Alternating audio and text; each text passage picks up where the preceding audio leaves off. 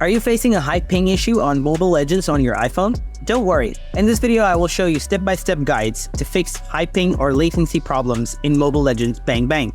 So let's get started. Solution 1. Check and fix your internet connection. Open the Mobile Legends app, tap on the settings icon, tap network. First turn on speed mode, and also turn on network boost.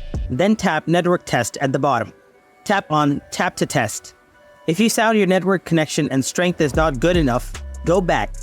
Turn on the airplane mode, wait around 10 seconds, turn it back off. And also, you can switch Wi-Fi to mobile data and mobile data to Wi-Fi. Then check your issue. Solution 2. Check these two important settings. Open settings, make sure the VPN is not turned on. If it's turned on, turn it off. Then scroll down. Tap General, tap Background App Refresh, tap Background App Refresh again. Select Off. Solution 3. Update the app.